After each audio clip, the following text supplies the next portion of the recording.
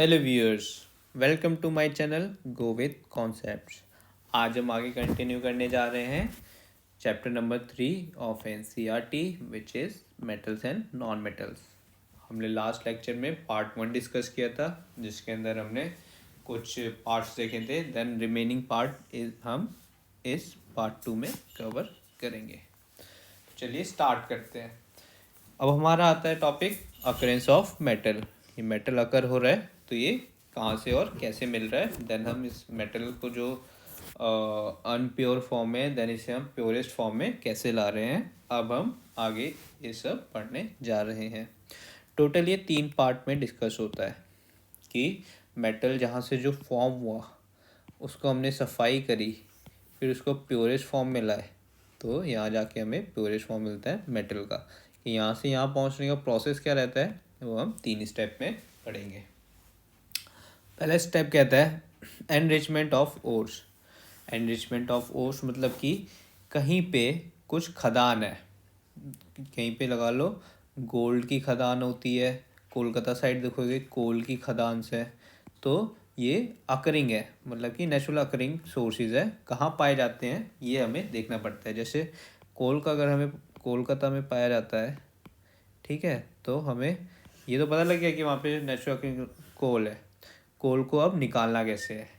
कोल या तो पहाड़ के उसमें मिलेगा या अंडरग्राउंड में मिलेगा, वहाँ से हम उसका कोल को निकाल लेंगे। ठीक है, कोल के साथ निकालेंगे तो उसके साथ क्या आएगी और तो ये हो गया हमारा कोल हो गया। ठीक है, कोल और प्लस सम इम्प्योरिटीज़ जिसको हम गैंग भी कहते हैं, इम्प्योरिटीज़। ठीक है, तो एनरिचमेंट ऑफ ओर यहाँ से हुआ। और ये कोल तो नॉन मेटल हो गया। अगर मेटल की बात करें गोल्ड प्लेटिनम या सिल्वर तो वो भी कहीं से ऐसे ही मिलते होंगे। सोडियम पोटेशियम ये सब मेटल्स है। देन हम मेटल को एक्सट्रैक्ट करते हैं। After removing the gang, after removing the impurities हम एक्सट्रैक्ट करेंगे किसे, मेटल को उसकी प्योरेस्ट फॉर्म में लाने के लिए। देन थर्ड स्टेप में उसकी धुलाई या रिफाइन करके हम उसे प्योरेस्ट फॉर्म में ले आएंगे यूजिंग सम केमिकल्स। ठीक है, तो वन बाय वन डिस्कस करेंगे। ब्रीफली डिस्कस करने जा रहे हैं हम स्टेप नंबर 4 जो अनदर 4 पार्ट्स में इलेबरेट किया हुआ है। देन स्टेप 2 देखेंगे, वो भी फर्दर इलेबरेट किया हुआ है 3 से 4 पार्ट में। देन लास्ट हमारा रिफाइनिंग आएगा। तो स्टेप 1 स्टार्ट करते हैं। स्टेप 1 हो रहा है हमारा क्या, enrichment of ores. It is a process of removing gang from ores. ये प्रोसेस है रिमूव करने का गैंग फ्रॉम ओर्स। गैंग क्या होते हैं हमारे, impurities, unwanted particles। ठीक है, these technique method are used in this process। Enrichment of ore के लिए इन 4 मेथड का यूज़ किया जाता है जिनमें से पहला है hydraulic washing, then magnetic separation, then flotation method, then after that last one is chemical separation और लीचिंग। ठीक है, इनको विस्तार से डिस्कस करते हैं। जिसमें पहला आता है क्या, हाइड्रोलिक वॉशिंग, जिसे हम ग्रेविटी सेपरेशन भी कहते हैं। इन this process crust ores washed by water stream. इसमें होता क्या है, जो भी क्रस्ट ओर रहते हैं वो धुलाई किससे की जाती है, वाटर बाय स्ट्रीम, वाटर की एक चैनल से उसे साफ किया जाता है। If an ore is denser then the gangue, अगर ओर जो है वो ज़्यादा है मतलब थिक है इन कंपेरिजन टू इम्प्योरिटी, ये ओर है ये इम्प्योरिटी है, then the gangue particle are wash away with water stream and heavy ore remains behind. मतलब कि अगर ऐसा रहता है और ज़्यादा भारी है, डेंसर है गैंग के मुकाबले, तो गैंग पार्टिकल होंगे वो इतनी तेज़ फ्लो रहेगा वाटर का कि उसके साथ वो बह जाएंगे जो भी अनवांटेड इम्प्योरिटीज़ होगी।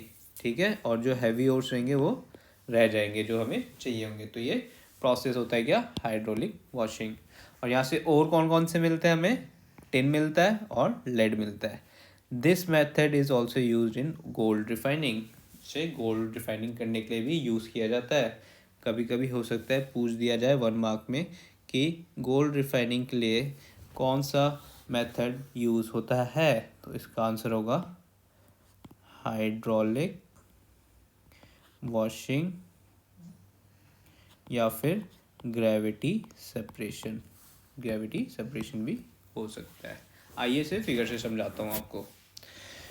तो जैसा कि आप देख सकते हो ये स्लोपिंग टेबल है, स्लोप लगा हुआ है जिस पे 4 फिल्टर लगे, 1 2 3 4। ये नेट लगी हुई है, जाली लगी हुई है, जिसमें से क्या होगा, ओर्स जो होंगे पास हो जाएंगे। ठीक है, इसमें क्या किया, यहाँ से वाटर हमने इनलेट दिया, ठीक है, और यहाँ से क्या दिया, और इनलेट दिया, क्रस्ड और वाटर हमने इनलेट दिया। क्रस्ड और हमारे क्या थे यहाँ पे, टिन और लेड, टिन और लेड हमने डाला यहाँ से, एग्जाम्पल लेके दे रहे हैं और कुछ भी हो सकता है वो, टिन और लेड डाला तो क्या रहेगा, यहाँ पे स्क्रीन पहले बड़ी रहेगी, स्क्रीन का साइज़ बड़ा रहेगा, जो जाली रहेगी वो बिग रहेगी, फिर यहाँ पे क्या रहेगी, स्मॉल रहेगी।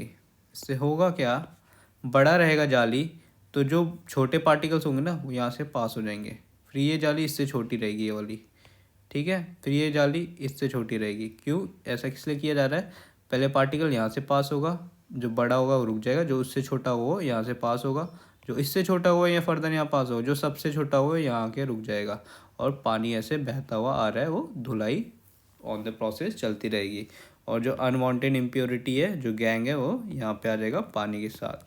ठीक है, और ये क्या प्रोसेस था पूरा, हाइड्रोलिक वॉशिंग ऑफ ओर। ठीक है, ये था आपका हाइड्रोलिक वॉशिंग। इसी में सेकंड आता है मैग्नेटिक सेपरेशन। मैग्नेटिक सेपरेशन, इससे तो अंदाज़ा लग ही गया हुआ कि चिंबक की तरह, मतलब चिपकने वाला इसका प्रोसेस होने वाला है।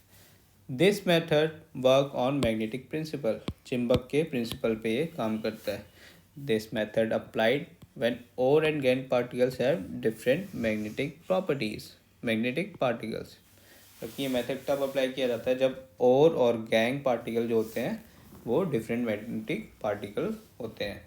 इसके ओर्स क्या रहते हैं, मैग्नाइट, क्रोमाइट एंड मैग्नीज। ठीक है, आइए इसको फिगर से समझाता हूँ। फॉर सपोज यहाँ पे क्या क्या दिया है, एम जी मैग्नीज, क्रोमाइट और मैग्नेट।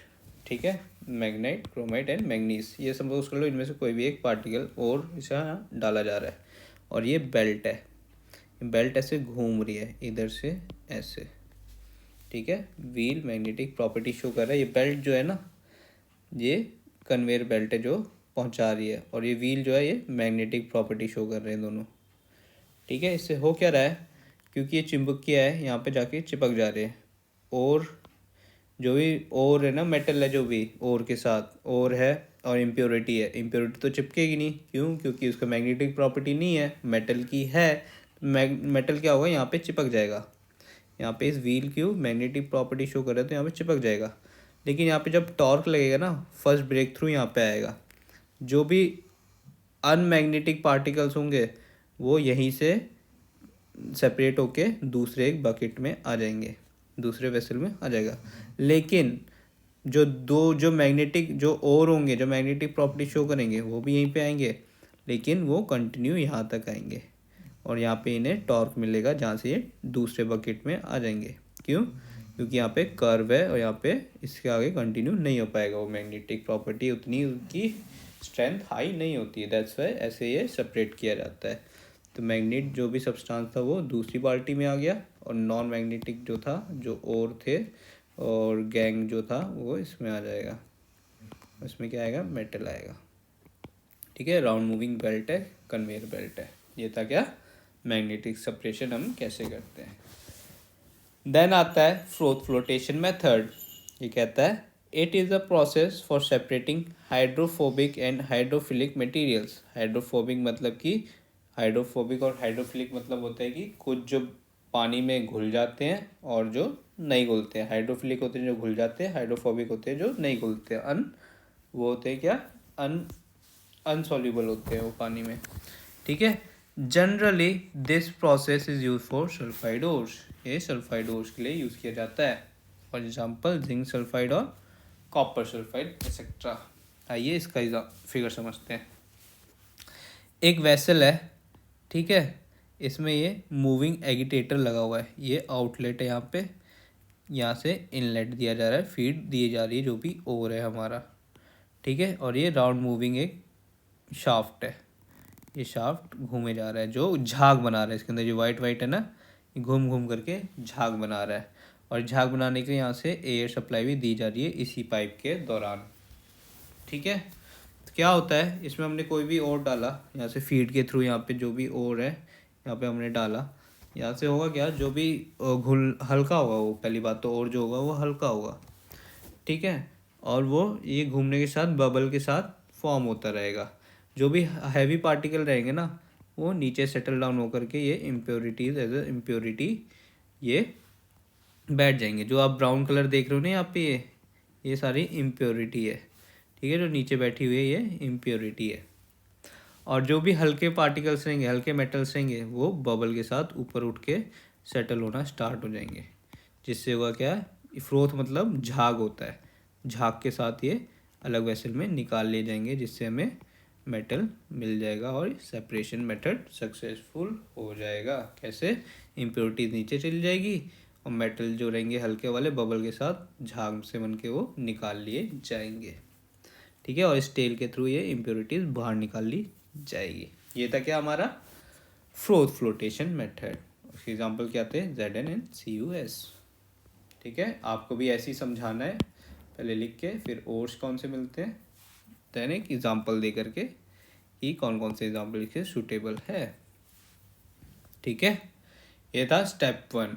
नहीं, इसका 4th पार्ट रह गया अभी हमारा, केमिकल रिफाइनिंग एंड लीचिंग। इसमें क्या रहता है, in this process ores are soluble and gangues are insoluble. इस प्रोसेस में क्या होता है, एक केमिकल में हमने एक ओर को डाला तो ओर सोल्यूबल हो जाता है उस केमिकल में और गैंग नहीं होता। Then leaching is done in pressure cylindrical vessel. Then leaching करी जाती है एक सिलेंड्रिकल वेसल में, प्रेशर में, प्रेशर डाल करके हाई प्रेशर में। ठीक है, then ores are converted into metal salt. जो ओर होते हैं फिर वो उस केमिकल के साथ रिएक्ट करके क्या बना देते हैं, मेटल सॉल्ट बना देते हैं। ठीक है, एग्जाम्पल से समझेंगे। Zinc sulphide ZnS plus O2 with sulphuric acid which is H2SO4 क्या देगा हमारा, ये Zn और SO4 एक कंपाउंड बनाएगा। ठीक है, which is ZnSO4 zinc sulphate. ठीक है, जिंक सल्फाइड या जिंक सल्फेट भी कह लो। देन वाटर बनेगा और हमें क्या मिलेगा, sulphur as a by product. ठीक है, तो केमिकल लीचिंग ऐसे की जाती है। ये थे हमारे स्टेप 1 कि कैसे हमें 4 प्रोसेस देखे रिफाइनिंग के। अब आता है हमारा और, एक चार्ट से इसको समझाने की कोशिश करूँगा। और से हमारा मेन पर्पज़ है क्या निकालना, प्योर मेटल। हमें चाहिए क्या, प्योर मेटल। तो आप देखोगे 3 प्रोसेस हो रहे हैं इसके, 1 2 और 3, और तीनों का एंड रिजल्ट देखोगे तो pure metal, metal, pure metal, refining of metal में प्योर मेटल मिलता है और से। अब क्या क्या रहता है इनका तीनों का, देखते हैं। Metals of high reactivity, metals जिनकी रिएक्टिविटी हाई होती है। Metals of medium reactivity, metals of medium reactivity. High reactivity, अगर रिएक्टिविटी सीरीज याद है तो हाई रिएक्टिव कौन से होते थे, सोडियम था, पोटेशियम था। देन बीच में कुछ पार्टिकल्स होते थे, देन लास्ट में गोल्ड और सिल्वर हुआ करता था, बीच में आयरन, कैल्शियम एंड ऑल हुआ करता था। तो इसी तरह बांटा गया, high reactivity, medium reactivity, then low reactivity. इन तीनों को अलग अलग तरीके से हैंडल करना पड़ता है to form a purest form of metal. तो जो हाई रिएक्टिविटी रहते हैं उनको इलेक्ट्रोलिसिस कराया जाता है उनका, फिर उनके प्योर मेटल में मिल जाता है। इलेक्ट्रोलिसिस ऑफ मोल्टेन और सोर का हमें क्या कराया जाता है, इलेक्ट्रोलिसिस कराया जाता है। देन आता है मेटल्स ऑफ मीडियम रिएक्टिविटी। इसमें भी फर्दर 2 पार्ट्स हैं, पहला है कार्बोनेट और देन सल्फाइड और।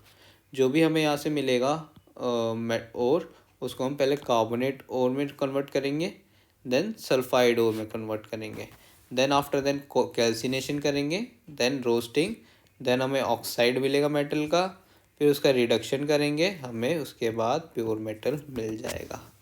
ठीक है, अभी तो ये मैं चार्ट से समझा रहा हूँ, मैं पूरा ब्रीफली आगे स्लाइड्स में बताने वाला हूँ कि ये प्रोसेस होता है तो होता कैसे है, with an example with chemical reaction जो भी इसमें इन्वॉल्व हो रही होगी मैं सब बताऊंगा, टेंशन लेने वाली बात नहीं है, अभी बस समझते जाइए, सुनते रहिए, अपने सेंसेस ऑन रखिए, आँख और कान का कोऑर्डिनेशन बिठा के सुनते रहिए, ईजी से ऑब्जर्व करिए अभी चीज़ें को। ये बात थी मीडियम रिएक्टिविटी। अब बात करेंगे मेटल विद लो रिएक्टिविटी। इसमें क्या आएगा, मेटल जो रहेगा लो रिएक्टिविटी उसे सल्फाइड ओर में कन्वर्ट करेंगे, देन उसकी रोस्टिंग करेंगे, देन हमें मेटल मिल जाएगा, उसे रिफाइन करके प्योरेस्ट फॉर्म में ले आएंगे। तो ये था steps involve in extraction of metals from ores. आता है स्टेप टू। स्टेप टू कहता है extracting metals of lower reactivity series, जिसमें आता है गोल्ड, सिल्वर, Hg क्या होता है हमारा, mercury, then Cu is copper. ठीक है, these metals are non reactive, the oxide of these metals can be reduce by heating. ये मेटल जो होते हैं नॉन रिएक्टिव होते हैं और इनके ऑक्साइड्स हम इजीली रिड्यूस कर पाते हैं बाय हीटिंग। जैसा कि मरकरी की अगर हम बात करें, Hg क्या है हमारा, मरकरी। मरकरी को हम एक्सट्रैक्ट करना है चीना बार से, मतलब कि सल्फाइड ओर ऑफ मरकरी से, तो सिंपली हम इसे हीट कर देंगे इन प्रेजेंस ऑफ ऑक्सीजन। हमने HgS को हीट किया इन प्रेजेंस ऑफ ऑक्सीजन, ये ट्राइंगल का मतलब हीट है। देन हमें क्या मिला, मर्क्यूरी ऑक्साइड, मर्क्यूस ऑक्साइड और सल्फर डाइऑक्साइड। ठीक है, और फिर फर्दर हमने इस मर्करी जो यहाँ पे मिला हमें प्रोडक्ट में, उससे इसे अगर हीट करेंगे तो टूट जाएगी इसमें मर्करी में और O2 as a gas release हो जाएगा, तो हमें प्योर फॉर्म ऑफ मर्करी मिल जाएगा। ठीक है, सिमिलरली अगर कॉपर को उसके सल्फाइड से ऑब्टेन करना है तो उसे भी सिमिलरली हीट कर देंगे प्रेजेंस ऑफ ऑक्सीजन, तो हमें क्या मिलेगा, copper oxide and SO2 sulphur dioxide. Then further हम इस Cu2 और Cu2S को फर्दर अगर हम आगे करेंगे तो हमें 6Cu मिलेगा, देन सल्फर डाइऑक्साइड मिल जाएगा एज अ प्रोडक्ट। यहाँ पे Cu हमें प्योरेस्ट फॉर्म में मिल जाएगा। ठीक है, तो ये था हमारा CuS का, ये था मरकरी का। CuS बोले तो copper sulphate, NHG is mercury. ठीक है, आगे बढ़ते हैं। Extraction of metals of middle reactivity series, जिसमें आते हैं क्या है, जिंक, आयरन एंड लेड। इसमें पहला आता है these metal usually present as sulphide और कार्बोनेट्स। ये मेटल प्रेजेंट होते हैं सल्फाइड और कार्बोनेट्स की फॉर्म में, and it is easier to obtain metal from their oxides. काफ़ी इजी रहता है फ्रॉम द मेटल ऑब्टेन करना फ्रॉम देयर ऑक्साइड्स। ठीक है, तो हम देखेंगे किस तरीके के ऑक्साइड रहता है, पहला सल्फाइड आएगा देन कार्बोनेट्स आएगा, तो हम पहला सल्फाइड देख रहे हैं। Extracting metal from sulphide ores, इसके लिए हम प्रोसेस क्या करते हैं, रोस्टिंग, मतलब हीट करेंगे चीज़ों को, रोस्ट करते हैं ना चीज़ों को, जिससे गर्म हो जाती है, वो पक जाती है, तो इसमें भी वही करेंगे। The sulphide ores are converted into metal oxide by heating strongly presence of oxygen. ZNN zinc sulphate को हीट किया इन प्रेजेंस ऑफ ऑक्सीजन, तो हमें मिलेगा क्या, ZNO which is zinc oxide with sulphur dioxide हमें मिल जाएगा, तो हमें जिंक ऑक्साइड मिल गया यहाँ से। ठीक है, रोस्टिंग करने से जिंक सल्फाइड की। देन आता है इसी में मेटल कार्बोनेट्स, ये थे पहले हमने डिस्कस किया सल्फाइड कार्बोनेट्स, अब करेंगे मेटल कार्बोनेट्स। तो इसके लिए कैल्सिनेशन प्रोसेस यूज़ करते हैं, सल्फाइड के लिए रोस्टिंग कर रहे थे, इसके लिए कैल्सिलेशन करेंगे। The carbonate ores are change into oxides by heating strongly in absence of या फिर लिमिटेड ऑक्सीजन। कैल्सिनेशन जो प्रोसेस होता है इसमें भी हीट तो हम करते हैं, लेकिन एब्सेंस ऑफ ऑक्सीजन या फिर लिमिटेड ऑक्सीजन की क्वांटिटी में, और इसमें क्या कर रहे थे, ऑक्सीजन की प्रेजेंस में कर रहे थे फुल पावर, इसमें लेकिन लिमिटेड रहेंगी चीज़ें, या फिर कभी कभी ऑक्सीजन नहीं भी चाहिए होगा। तो फिर ZnCO3 which is zinc carbonate को अगर हम हीट करते हैं इन एब्सेंस ऑफ ऑक्सीजन तो हमें क्या मिलता है, ZnO which is zinc oxide along with carbon dioxide. ठीक है, now we get metal oxide by the process roasting और कैल्सिनेशन। तो फिर हमें मेटल ऑक्साइड कैसे मिल रहा है, रोस्टिंग करके। सल्फाइड और तो हमें रोस्टिंग करनी पड़ेगी, और यही अगर कार्बोनेट और हो तो हम सिंपली कैल्सिनेशन करके उसे मेटल एक्सट्रैक्ट कर सकते हैं। ये चल रही है बात किसकी, मिडल रिएक्टिविटी सीरीज वालों की। अब देखते हैं reduction of metal oxide to metal. यहाँ से हमें मेटल ऑक्साइड मिल जा रहा है, यहाँ से मिला पहला मेटल ऑक्साइड, फिर यहाँ पे मिला पहला मेटल ऑक्साइड जो कि है जिंक ऑक्साइड। ठीक है, देन हमें यहाँ से भी क्या मिला, जिंक ऑक्साइड मिला कैल्सिनेशन से, यहाँ मिला था रोस्टिंग से। देन हम आगे क्या करेंगे, अब इनको रिड्यूस कर लेंगे टू मेटल। और कौन सा प्रोसेस यूज़ करेंगे हम, रिमूवल ऑफ ऑक्सीजन है, ZnO से Zn बनाना है, तो मतलब कि ये O को रिड्यूस करना पड़ेगा, रिडक्शन प्रोसेस यूज़ करना पड़ेगा, जो कि हम पहले 2 चैप्टर्स में भी डिस्कस कर चुके हैं। It means removing of oxygen from a compound, for reduction we use is some reducing agents. मतलब कि रिडक्शन होता क्या है, रिमूविंग ऑफ ऑक्सीजन, और इस रिमूविंग ऑफ ऑक्सीजन के लिए हम क्या यूज़ करते हैं, रिड्यूसिंग एजेंट। मतलब कि कुछ ऐसे कंपाउंड जो ईजिली ऑक्सीजन को एब्जॉर्व कर ले। फॉर एग्जांपल कार्बन कर सकता है ऐसा, as a reducing agent act करता है कार्बन। कार्बन मोनोऑक्साइड एक्ट करता है as a reducing agent, and H2 hydrogen भी करता है। एग्जांपल ZnO जिंक ऑक्साइड को हमने कार्बन के साथ कराया तो हमें प्योर फॉर्म में क्या मिल गया, zinc in purest form, along with क्या, सी हमने इसलिए ऐड किया था रिड्यूसिंग एजेंट ताकि ये O को एब्जॉर्व कर ले, अपने साथ ले जाए। तो ये कार्बन मोनोऑक्साइड बन के साइड निकल गया और हमें zinc at its purest form मिल गया। ठीक है, अब सी आता है इसमें।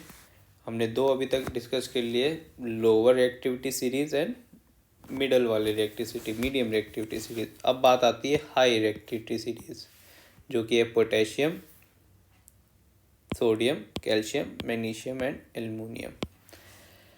These metals are highly reactive, बहुत रिएक्टिव होते हैं metals. These are reduced by reducing agent, इनको रिड्यूस किया जाता है किनसे, रिड्यूसिंग एजेंट से। लास्ट स्लाइड में हमने क्या पढ़ा था, रिड्यूसिंग एजेंट कौन कौन से होते हैं, carbon, carbon monoxide and hydrogen, carbon, hydrogen and carbon monoxide, ये रिड्यूसिंग एजेंट एक्ट करते हैं। These metals are extracted by electrolytic reduction। ठीक है, इसको हम कैसे एक्सट्रैक्ट करते हैं, इलेक्ट्रोलिटिक रिडक्शन से फ्रॉम देयर मोल्टन स्टेट। मतलब कि इलेक्ट्रिसिटी पास करके हम इसको एक्सट्रैक्ट करते हैं। Example extraction of Na from NaCl। मतलब कि इलेक्ट्रोलिसिस प्रोसेस का क्या रहता है, एक बीकर रहती है, एक तरफ कैथोड रहता है, एक तरफ एनोड रहता है, यहाँ पे एक बैटरी लगी होती है। ठीक है, सॉल्यूशन होता है मेटल सॉल्ट का। ठीक है, इसमें हम फर्दर इलेक्ट्रिसिटी पास करते हैं और ये ब्रेक डाउन हो जाता है। मेटल जो रहता है वो इस पे आता है, फॉर एग्जांपल NaCl में से Na क्या है, मेटल है, तो वो आएगा Na किस पे, कैथोड पे, और Cl किस पे जाएगा, एनोड पे। ये है हमारा एनोड, ये है हमारा कैथोड। ठीक है, तो इसे एक्सट्रैक्ट ऐसे करते हैं इलेक्ट्रोलिसिस प्रोसेस से। Metal deposit at cathode, chlorine deposit anode. ठीक है, अब आते हैं इसका प्रोसेस समझते हैं अच्छे से। Refining of metal, electrolysis widely use for metal refining. जो इलेक्ट्रोलिसिस प्रोसेस है ये मेटल रिफाइनिंग के लिए यूज करते हैं। When current pass through it, impure metal dissolve into electrolyte. जब भी हम इसमें इलेक्ट्रिसिटी पास करते हैं, जो भी इम्प्योरिटीज प्रेजेंट होगी मेटल की, वो हो जाएगी एज ए इलेक्ट्रोलाइट, ये सॉल्यूशन में कोने में जाके बैठ जाएगी। ठीक है। N equivalent amount of pure metal from solution deposited cathode. तो फिर क्या होगा, ये अगर ओर है प्लस गैंग है, इम्प्योरिटीज प्लस मेटल है, इसमें क्या होगा, इलेक्ट्रिसिटी पास करेंगे तो Cu लिया है हमने, कॉपर लिया है, तो कॉपर यह यहाँ पे चिपकना स्टार्ट हो जाएगा। चिपकेगा कहाँ से, यहाँ से, एनोड से घटेगा, कैथोड पे बढ़ेगा। ठीक है, और बढ़ बढ़ के एक टाइम ऐसा आएगा, ये सिंगल पतली सी रॉड हो जाएगी और ये रॉड मोटी हो जाएगी। क्यों? क्योंकि इस पर चिपक रही हैं चीज़ें। ठीक है, और सॉल्यूशन कौन सा लिया हमने, कॉपर सल्फेट सॉल्यूशन। ठीक है, और इम्प्योरिटीज एज ए एनोड नीचे सेटल डाउन हो जाएगी। ठीक है, the insoluble impurities settle down at bottom and anode, bottom of anode is known as anode mud. Mud मतलब कीचड़, गंदगी, एनोड पे वो हो जाएगी तो उसे एनोड मड कहेंगे। एनोड पे क्या मिल रहा है हमें, Cu, जो कि Cu और 2 इलेक्ट्रॉन लूज कर रहा है, इलेक्ट्रॉन यहाँ से ये लूज कर रहा है। कैथोड पे क्या हो रहा है, Cu2+ विद 2 इलेक्ट्रॉन ये आ रहा है, चिपक रहा है इस पे। तभी इसकी रॉड होगी जो मोटी हो जाएगी और इसकी पतली होते जाएगी टाइम के साथ, ये क्योंकि एनोड से कैथोड पे चिपकती जाएगी। तो ये ऐसे होती है refining of metal by electrolysis process. ठीक है, एक बार फिगर रीड कर लेते हैं। Electrolytic refining of copper, the electrolyte is a solution of acidified copper sulphate. The anode is impure copper, whereas the cathode is a strip of pure copper. On passing electric current, pure copper is deposited to the cathode. यही सब है जो हमने अभी discuss किया। Then हमारा आता है टॉपिक नेक्स्ट, कोरोजन। ये तो हम बचपन से पढ़ते आ रहे हैं। The surface of some metals corroded when they are expose to moist air for a long time, this is called corrosion. मतलब कि किसी भी मेटल सरफेस पे जंग लगना या रस्टिंग होना स्टार्ट हो जाता है जब उसे मॉइस्ट या एयर की कांटेक्ट में छोड़ दिया जाता है कुछ समय के लिए। इस प्रोसेस को क्या कहते हैं, कोरोजन। जैसे कि पहला कहता है, silver become black when expose to air. Silver पे वैसे होती तो नहीं है, लेकिन कभी कभार जो थोड़ी बहुत इम्प्योरिटीज़ रहती हैं वो कोरोजन ब्लैक फॉर्म में फॉर्म होती हैं। किस पे, सिल्वर पे। कोरोजन सिल्वर कैसा होता है, ब्लैक कलर का होता है जब हम उसे पानी के कांटेक्ट या हवा के कांटेक्ट में लाते हैं। तो यही चीज़ कॉपर में क्या हो जाती है, कॉपर रिएक्ट करता है मॉइस्ट कार्बन डाइऑक्साइड के साथ तो उस पर ग्रीन कलर की कोटिंग जमनी शुरू हो जाती है, जिसे हम क्या कहेंगे, कॉपर कार्बोनेट।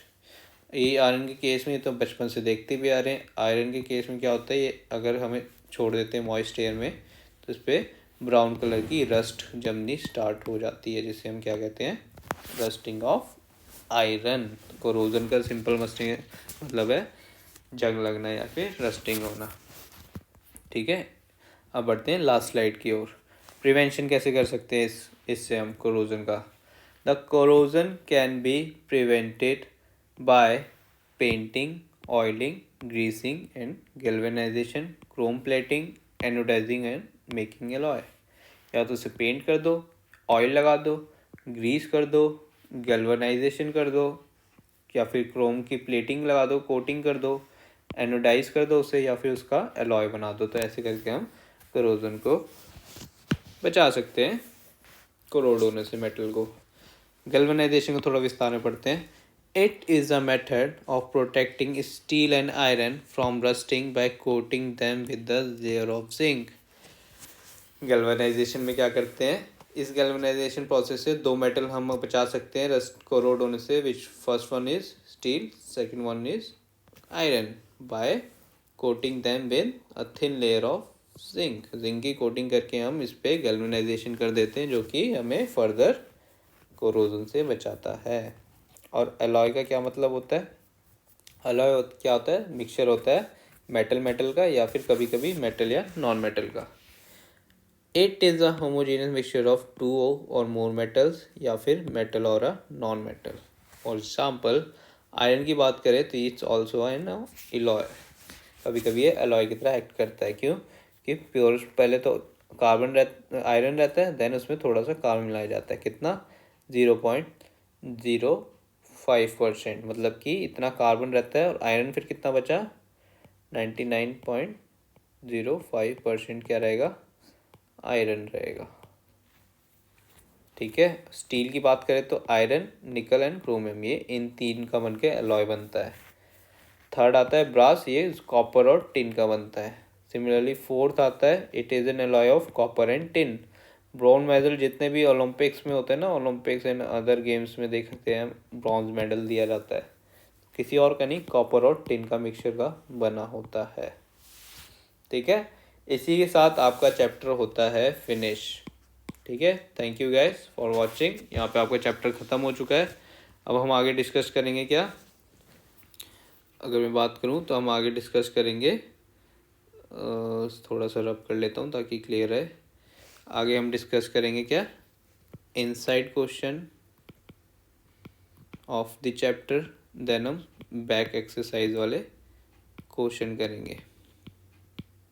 इसके साथ आपका चैप्टर ख़त्म हो जाएगा। नोट वर्क ख़त्म हो गया, जितने भी नोट्स बनवाने थे मैंने बनवा दिया। आपको भी ऐसे प्रिपेयर करना है, और कोई भी आपको, जैसे मैं समझाते हुए लिखता हूँ कभी कभी, तो आपको भी लिखना है तो आप पेंसिल से लिख सकते हैं। बाकी जो ये पीपीटी पे ये जितना ही बोर्ड में लिखा है, इसके प्रॉपर आपको नोट्स बनाने हैं, कॉपी मेंटेन करनी है। ठीक है, इसी के साथ चैप्टर ख़त्म होता है। Thank you. आगे हम क्या करेंगे, बैक एक्सरसाइज क्वेश्चन डिस्कस करेंगे। तो इसी के साथ सब्सक्राइब कर दीजिए चैनल को, go with concept. Do like if you like the my content. Comment कर सकते हैं आप, कोई भी डाउट या क्वेरी है तो शेयर कर सकते हैं अपने नालायक दोस्तों के साथ। कर दो यार, उन्हें भी थोड़ी बहुत नॉलेज हो जाएगी। ठीक है, तो चलिए